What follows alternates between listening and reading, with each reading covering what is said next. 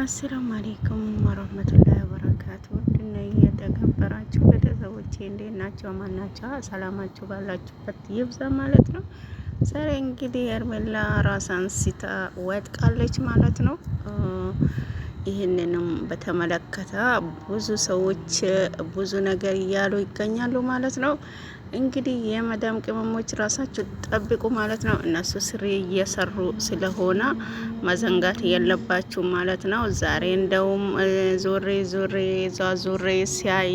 ሲያዳምጥ ምን ሲሉ ነበር? አብርሃም በዚህ ልክ ፈዘዛ፣ እንደዚሁም ደነዘዘችው ሩታ ምናምን እያሉ ብዙ እየጨፈሩ እያለቀሱ እየደሙ ይገኛሉ ማለት ነው። የመዳም ቅመሞች ራሳችሁን እንዳታጠፉ ማለት ነው።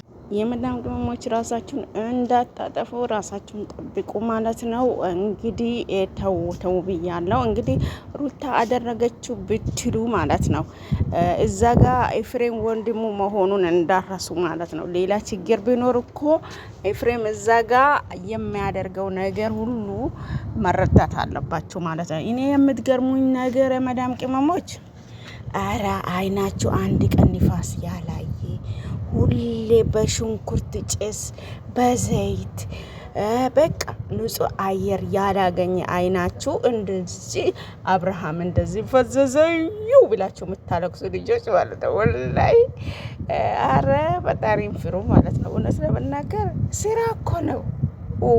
አብርሃም ይፍዘዛ ስራ እኮ ነው። የታመመ በሽተኛ አደረጋችሁት እኮ። አብርሃም ኖርማል ነው። አብርሃም አልታማማም። ሲጀመር ሩታ ምስቱ ናት፣ የልጁ እናት ናት። አልተፋቱም። ምንም ነገር የለም ብላችሁ ለውስጣችሁ አሳምኑና አታልቅሱ ለማለት ነው የመጣሁት። ሄርሜላን ወደቀች፣ ራሳን ሳተች። ይሄ ሁሉ ስራ ነው እኮ። ከመስረቅ አይሻልም ይሄ ስራ? እስቲ ሀገራችን ላይ ሌባ በዝቷል። እየሰረቁ እየበሉ ነው፣ የቀጠፉ ነው ማለት ነው።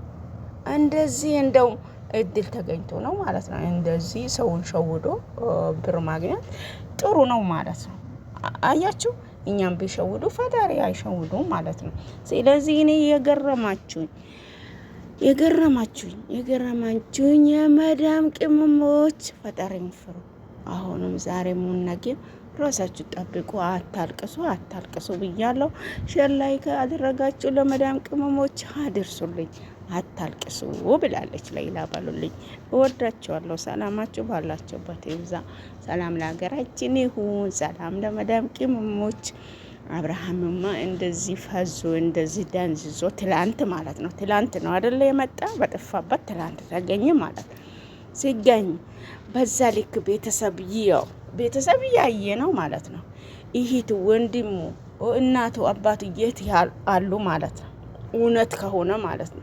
ይሄንን አብርሃም ፈላልጎ ራሳቸው ጋር ግሎ ያኖሩት ነበር ማለት ነው። በዚህ ልክ እናንተ እንደምታስቡት አይነት ቢሆን አብርሃም ማንም ዝም አይለው። እንኳን እናት አባት ጎረቤት ዝም አይለው፣ የሩቅ ዘመድ ዝም አይለው።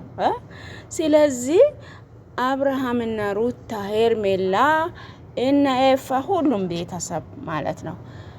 የአብርሃም ቤተሰቦች ማለት ነው፣ ፋሚሊዎች። ስለዚህ ድራማ እየሰሩ ነው ብለን እናስብ። አብርሃም በዚህ ልክ ታሞ ማንም ዝም አይልም ነበር ማለት ነው። እወዳችኋለሁ። ሰላማችሁ ባላችሁበት ይብዛልኝ። ላይክ አርጉ፣ አበረታቱኝ። እስቲ ሌላ ተሳስተሻል፣ ይሄ ነገር አብርሃም ታሟል የምትሉም ካላችሁ በኮመንት አሳውቁኝ።